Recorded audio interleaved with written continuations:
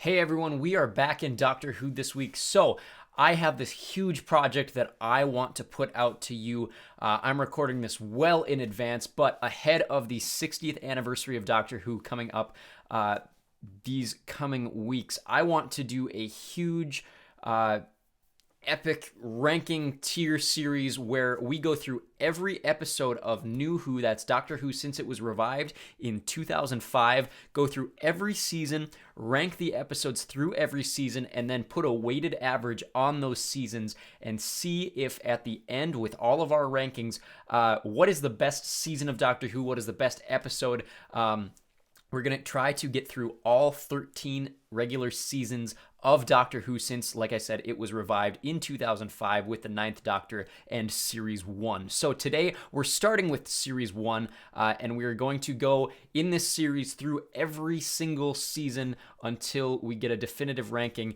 at least in my opinion, of all of these Doctor Who episodes. So there's 13 episodes in Doctor Who Series 1. This aired, I believe, starting in March of 2005, and we are going to go from the bottom to the top, not in episode order, but what I believe is bottom to top, ranked, and where we should place these on the tiers. And I'll give my opinions. If you disagree, that's totally fine. Feel free to throw your comments down below or argue with me, hopefully respectfully, in the comments. But we will start with number 13, the 13th best episode. The worst episode in Doctor Who Series 1 is episode 7, The Long Game.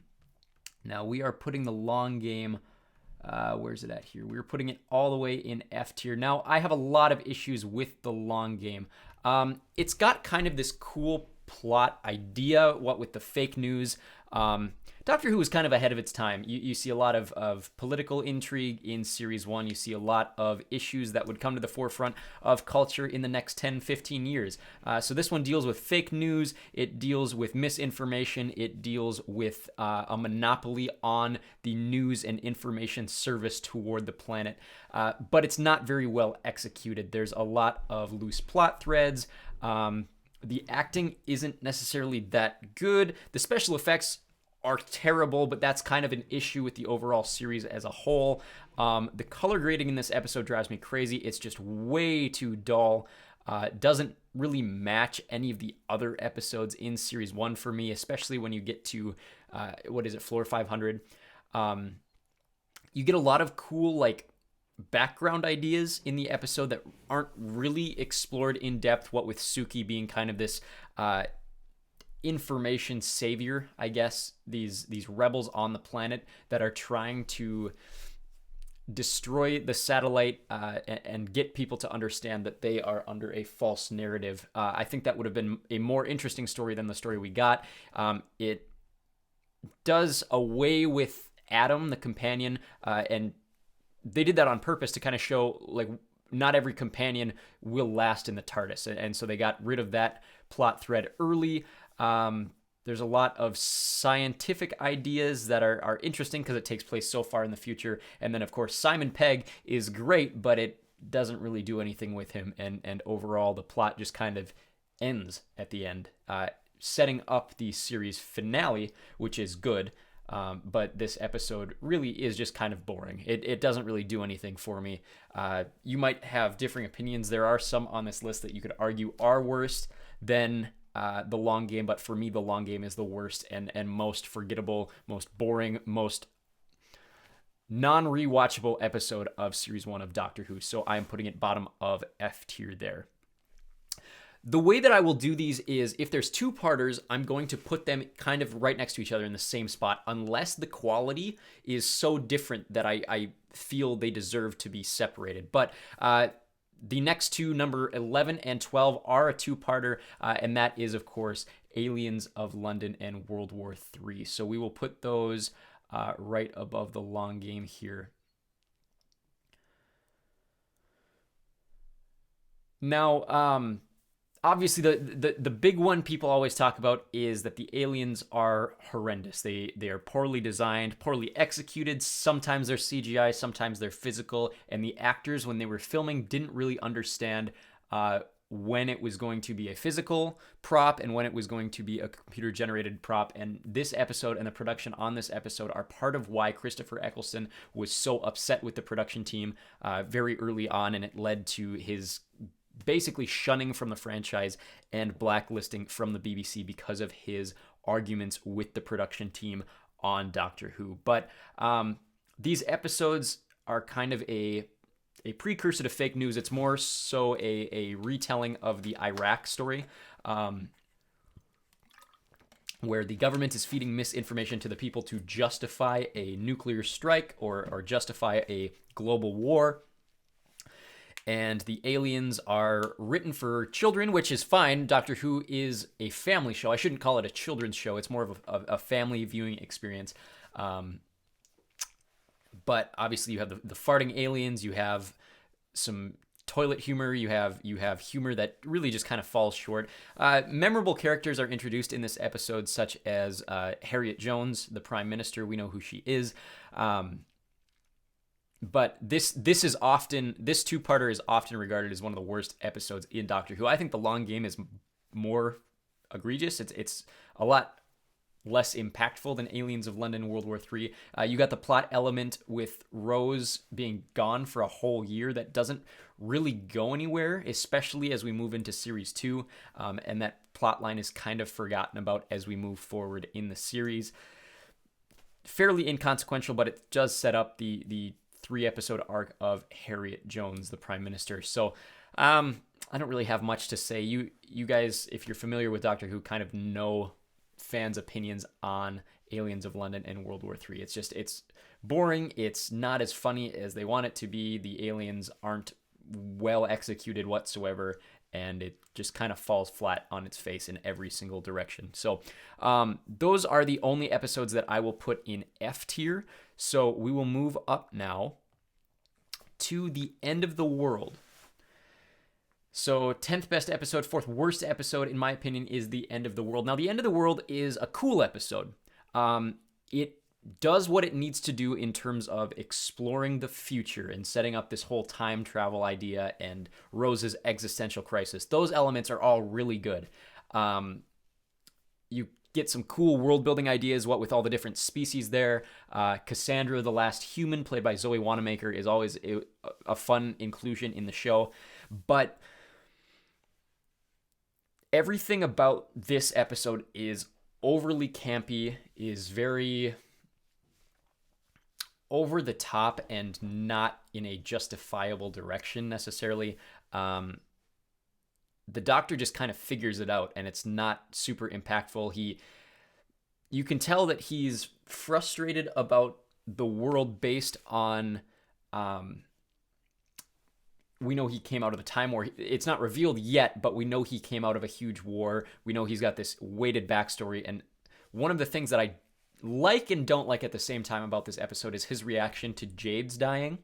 When Jade dies because she burns alive, he just kind of acknowledges it and then doesn't do anything, which is cool in the long term. How do I describe this?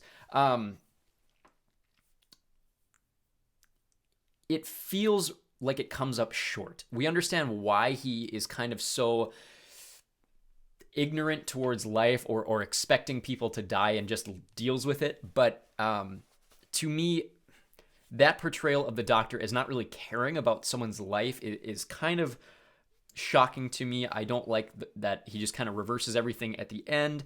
But all of the stuff with Rose and her existential crisis, I think puts this above F tier for me. And the world building elements are fun. But the story isn't great. The villains, Cassandra's fun as a character, but as a villain, I don't find her that great of a villain or impactful. So I think this sits bottom of D tier for me.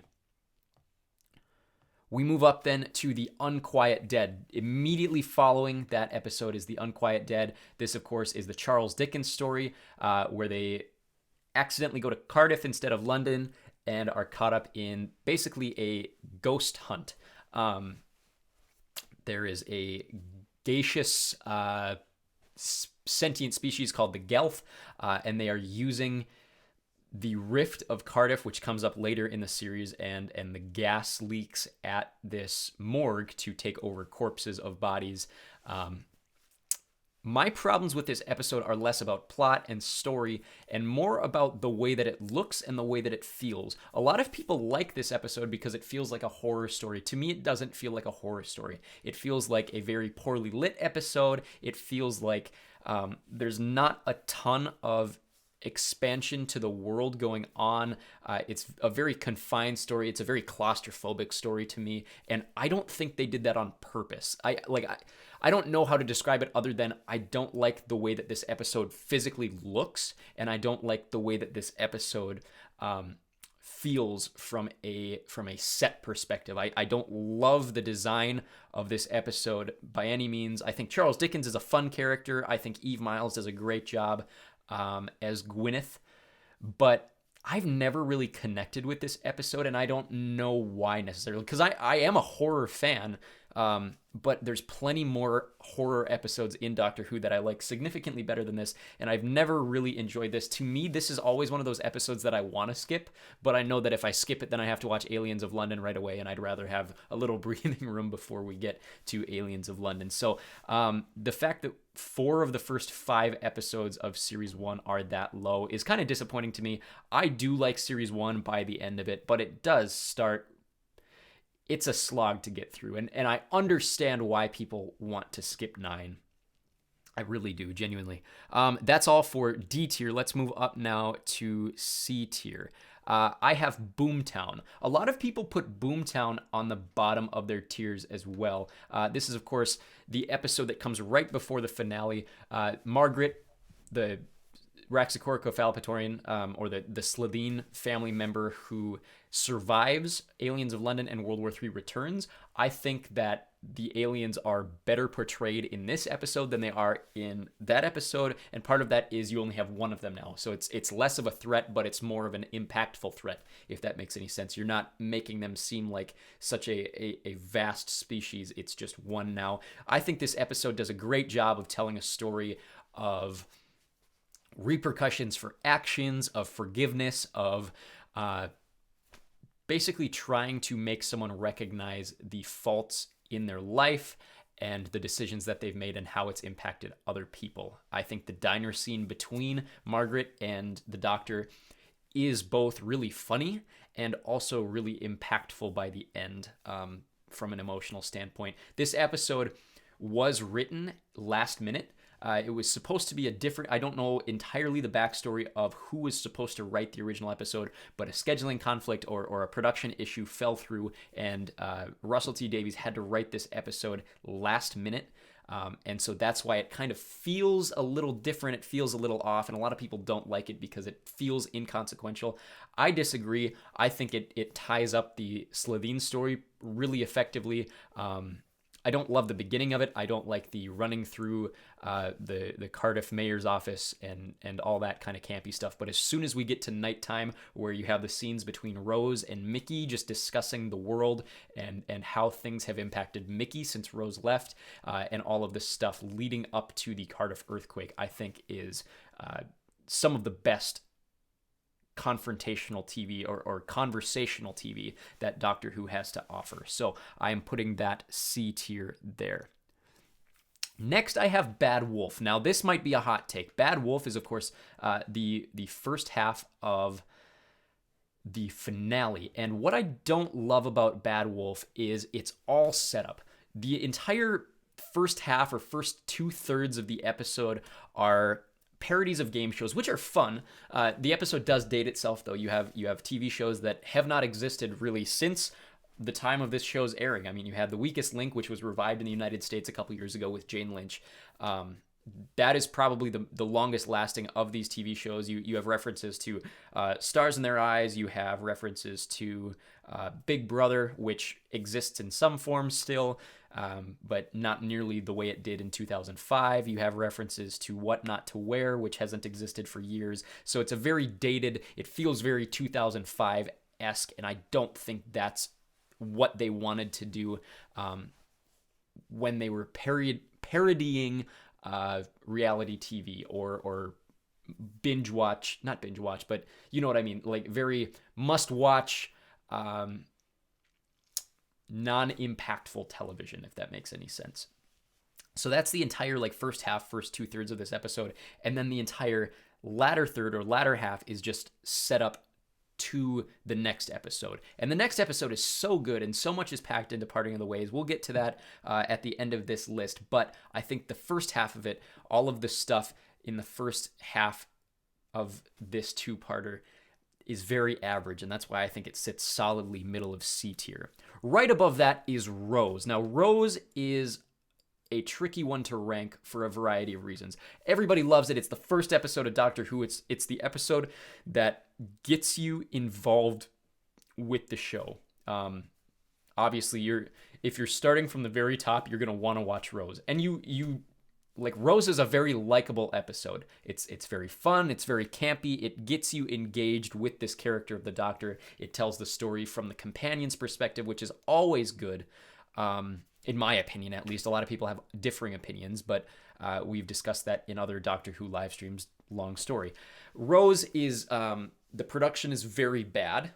Specifically, I'm thinking of all of the scenes with Plastic Mickey, or all of the scenes with like the garbage can scene outside of Clyde's house. But all of the conspiracy stuff, I love that there's this guy who is so obsessed with the Doctor that he's basically become a conspiracy theorist towards the Doctor. It's a shame that we don't see any references to past Doctors, but I totally get why they didn't do that from a wanting to start fresh type of way. It bums me out that he dies in the end and we never see him again, or we never see his son again. His son could pick up the conspiracy mantle as well, but we never see that again, and it's kind of a loose thread that I wish was picked up in the 13 seasons since. But Rose is a very fun, very set-up-y for the rest of the series episode, but it's pretty average. The writing isn't great. It's the effects aren't great.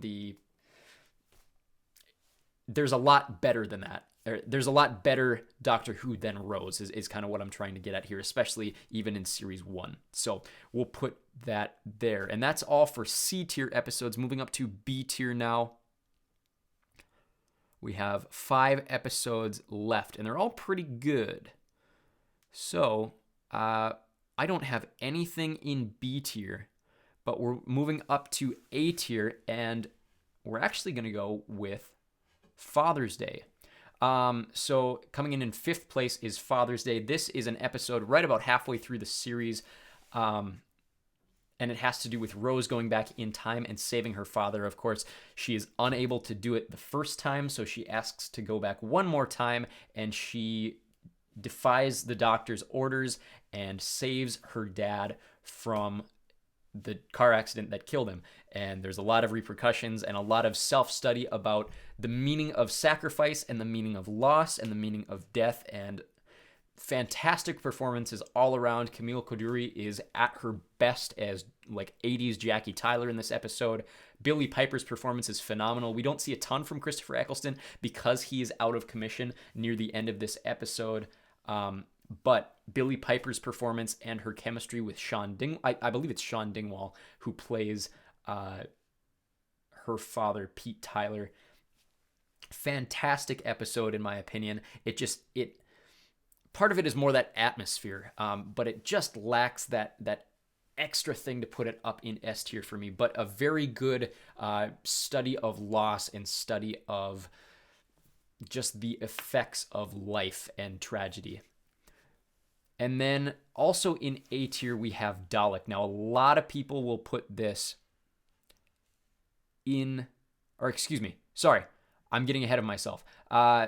Let's go Parting of the Ways, number 4. So Parting of the Ways is the last episode of Series 1, and I'm going to put it 4th below Dalek, and for a variety of reasons. And I think one of the big things that is great about this episode is it pays off everything about this series, with the little asterisks next to the Bad Wolf plot. It doesn't necessarily fulfill itself. It doesn't really make a lot of sense.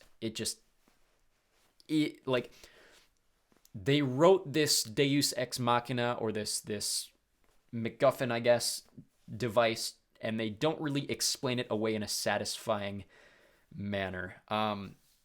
At least not in my opinion. I think it's kind of a cop-out the way that Bad Wolf doesn't really mean anything. It's just a guide leading Rose back to the Doctor.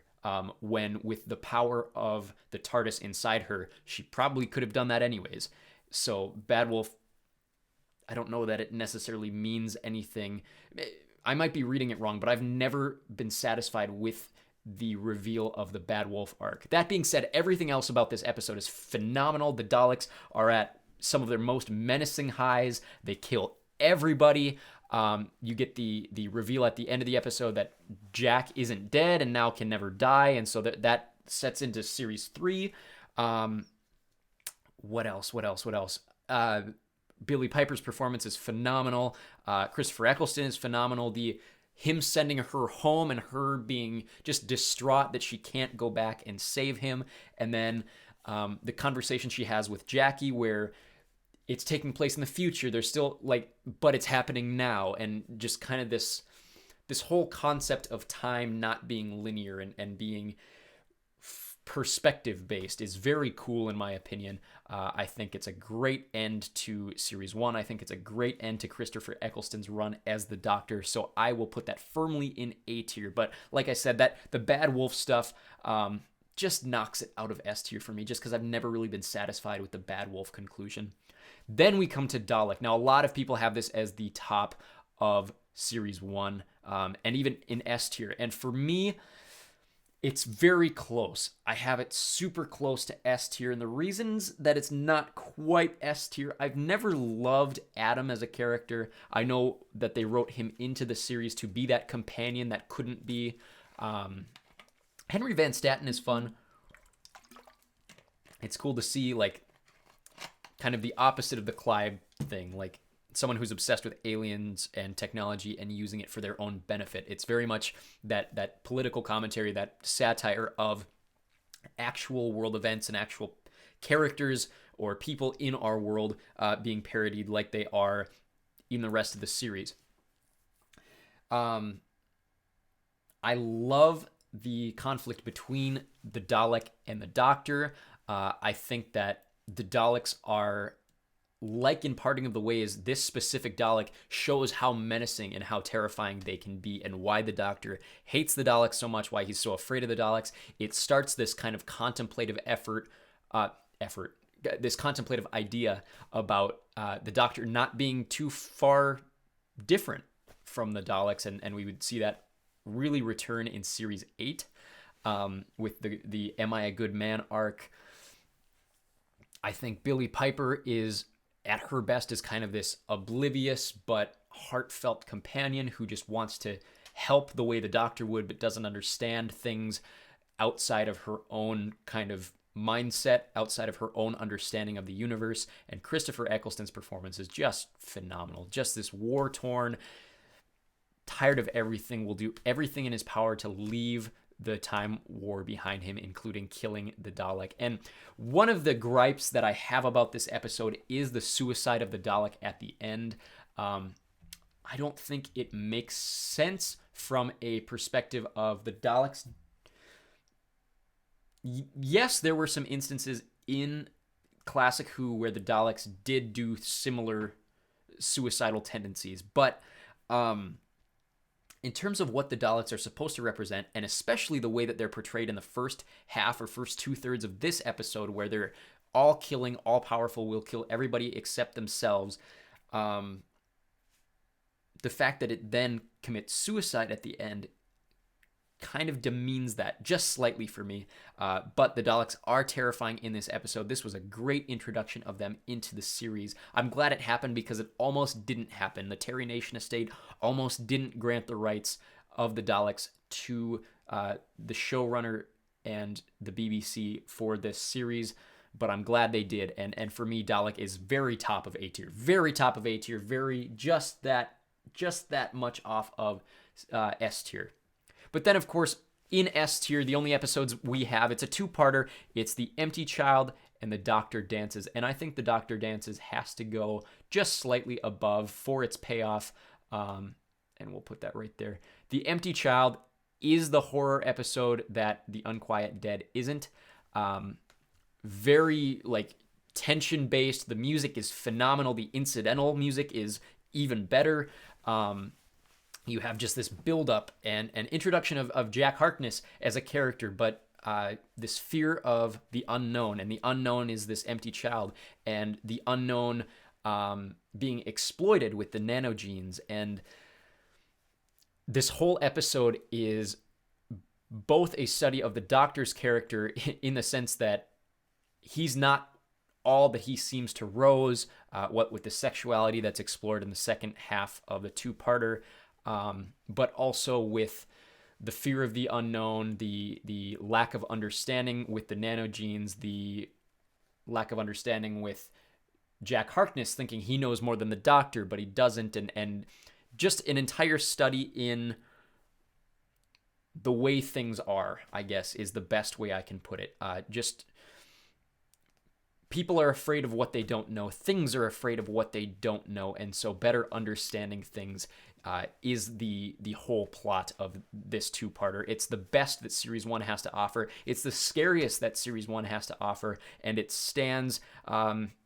overall, it is my 9th favorite story in Doctor Who. And a lot of people might have that higher, but I think there's a lot of Doctor Who yet to come that's even higher, and we will explore that in later episodes. But again, from bottom to top, the 13 episodes. 13, I have The Long Game. 12, I have World War III. 11, Aliens of London. Those are all F tier. D tier, I have number 10, The End of the World. Number 9, The Unquiet Dead. Then moving up to C tier. Number 8, Boomtown. Number 7, Bad Wolf. Number 6, Rose. Nothing in B tier. We jump all the way to A tier. Number 5, Father's Day. Number 4, Parting of the Ways. Number 3, Dalek. And then number 2 and number 1, in this order, we have The Empty Child and The Doctor Dances as our sole S tier story. So that's all I have for you today. Let me know what you think. We will return to this as soon as we rank all of the other episodes. But of course, tomorrow, you are going to see my rankings for Doctor Who Series 2. So join us for that. There should be a link over my left shoulder, your bottom right corner, to check out more Doctor Who related content. And in the meantime, check out the link above my head to this channel and check out all of our other content that doesn't have to do with Doctor Who. But we will see you very, very soon.